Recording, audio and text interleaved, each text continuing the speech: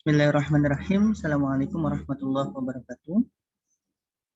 Alhamdulillahirabbil alamin wa bihi nasta'in wa ala umuri dunya waddin.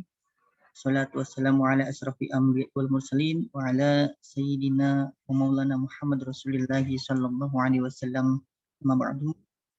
Alhamdulillah, bersyukur kehadirat Allah Subhanahu wa taala, Zat yang Maha Agung, Zat yang Maha Kuasa, Zat yang Maha Besar, sehingga pada kesempatan yang berbahagia ini kita masih diberikan nikmat, baik nikmat jasmani maupun nikmat rohani, sehingga kita bisa bertemu dalam ruang maya atau ruang daring ini pada mata kuliah mikro teaching di pertemuan pertama.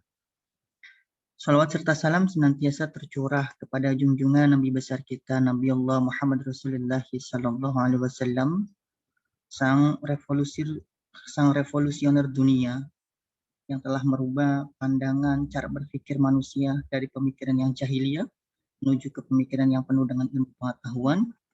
Hingga di abad ke-21 ini, ilmu-ilmu baik itu ilmu teknologi, ilmu sains, ilmu sosial, ilmu kalam, dan ilmu agama sangat berkembang pesat. Dan pada intinya dan pada pusat dari pencapaian itu semua, pembelajaran yang kita laksanakan ini merupakan bagian daripada revolusioner beliau.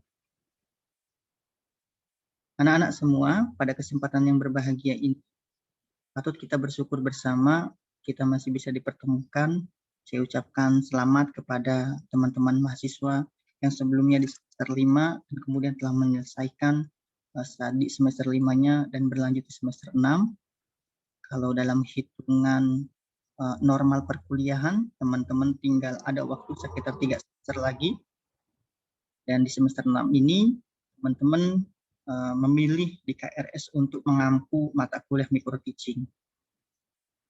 Nah, pada kesempatan yang berbahagia ini, di pertemuan pertama, ada beberapa hal yang mungkin ingin Bapak sampaikan terkait dengan kontrak belajar, bahwa perkuliahan kita ini seyogianya terlaksana menjadi 16 pertemuan. Nanti untuk 2 pertemuan digunakan untuk kegiatan ulangan tengah semester dan ulangan akhir semester. Sisanya 14 pertemuan dilakukan untuk kegiatan, baik itu syukur-syukur kita bisa melaksanakan kegiatan tatap muka untuk kegiatan praktik micro teaching-nya, dan sisanya untuk kajian teorinya kita laksanakan dengan kegiatan daring.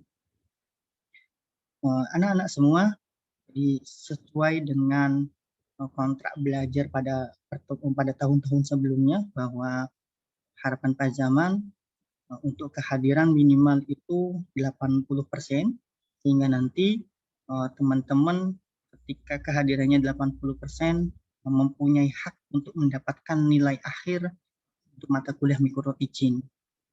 Dan bagaimana untuk teman-teman yang kehadirannya di bawah 80%, nanti Pak Jaman akan konsultasikan dengan pihak kampus apa yang perlu diselesaikan oleh teman-teman untuk bisa mengikuti kegiatan UAS. Kemudian selain daripada kehadiran, ada beberapa yang menjadi faktor-faktor penilaian untuk teman-teman mendapatkan nilai akhir. Yang pertama nanti akan ada tugas mandiri. Nah, tugas mandiri ini nanti teman-teman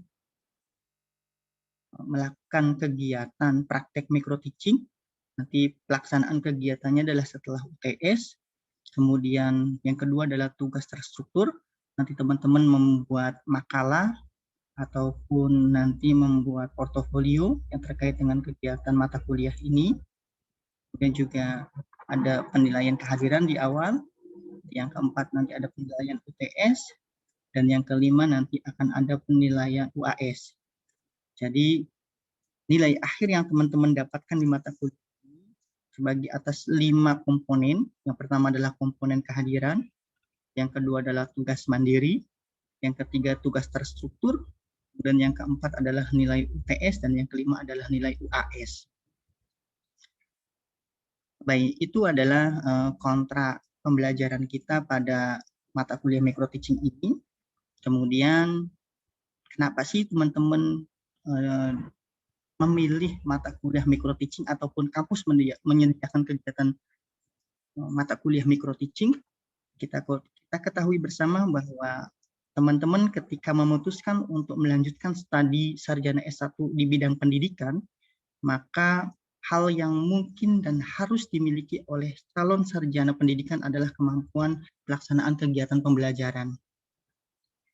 Nah, sebelum nanti teman-teman melakukan kegiatan profesionalitasnya setelah menyelesaikan studi S1, jadi dalam kegiatan perkuliahan selain daripada kegiatan teori dan praktek, nanti kegiatan teorinya adalah materi-materi yang memang nanti didapatkan di mata kuliah yang diampung.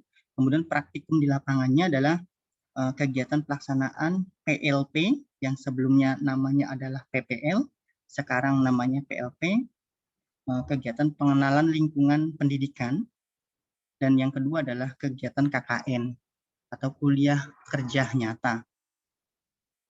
Beberapa kegiatan itu wajib dilakukan oleh teman-teman mahasiswa sebagai syarat untuk bisa menyelesaikan studi S1 yang nanti pada akhirnya juga akan ada tugas akhir yakni skripsi. Kenapa micro teaching ini perlu?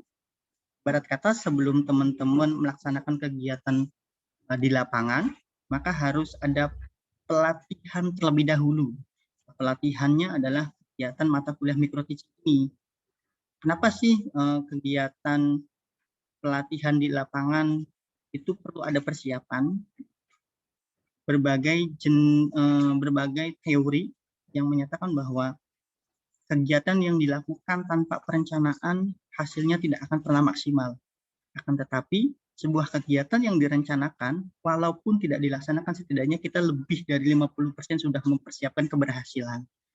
Nah, micro teaching juga sama, mempersiapkan calon mahasiswa untuk sebelum melaksanakan kegiatan PLP sudah ada latihan pembelajaran terlebih dahulu walaupun nanti dimikrokan atau diperkecil.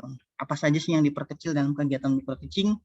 Kalau kegiatan pembelajaran misalnya di SMA yang alokasi waktu satu pertemuannya, satu kali pertemuannya dalam 45 menit, kemudian ketika 2 kali pertemuan atau 2 jam pelajaran, mohon maaf, 2 jam pelajaran harus 90 menit, nanti kita mikrokan, nanti diperkecil waktunya, diperkecil pesertanya, diperkecil materinya, kemudian juga diperkecil hal-hal yang terkait dengan kegiatan pembelajaran itu sendiri. Jadi komponen-komponen itu yang diperkecil. Jadi waktu, tempat, jumlah peserta didik, hingga materinya juga dipersingkat atau diperpadat. Kenapa kegiatan mata kuliah micro teaching itu penting? Yang pertama adalah sebagai bahan pelatihan mahasiswa sebelum melaksanakan kegiatan PLP. Yang kedua, kenapa kegiatan mata kuliah micro teaching itu penting? Sebagai aktualisasi. Jadi kalau kegiatan pelaksanaan pembelajaran di kelas itu membutuhkan keseriusan karena nanti teman-teman akan dilihat oleh guru mata pelajaran pamongnya, kemudian ada kepala sekolahnya. Kalau ini nanti yang menjadi siswanya adalah rekan sebaya. Kalau rekan sebaya karena sering bertemu, sering bertatap muka, sering ngobrol, diharapkan untuk sikap grogi, perasaan grogi, perasaan malu dan lain sebagainya itu bisa diminimalisir. Barat kata sih, planner to be the best, merencanakan untuk menjadi yang terbaik. Nah, micro teaching adalah kegiatan untuk itu, yaitu gambaran singkat mengenai mata kuliah micro teaching kita kali ini. Yang kemudian nanti Pak Jaman juga akan menyampaikan beberapa teori-teori dan juga strategi pembelajaran, media pembelajaran, kemudian termasuk juga teman-teman punya tugas untuk menyusun perangkat pembelajaran, mulai dari silabus, RPP, kemudian juga bagaimana menulis soal untuk kegiatan UTS, UAS di lingkungan pendidikan di tingkatan SD sampai SMA. Ini itu garis besar mata kuliah micro teaching kita selanjutnya seperti itu. Baik, terima kasih teman-teman sudah bergabung di pertemuan yang pertama ini. Mungkin itu saja yang bisa Pak Jaman sampaikan. Terima kasih atas perhatiannya. Mohon maaf apabila ada hal-hal yang kurang berkenan. Saya undur diri. Akhirul kalam. Allahumma muwaffiq ila aqwamit thoriq. Assalamualaikum warahmatullahi wabarakatuh.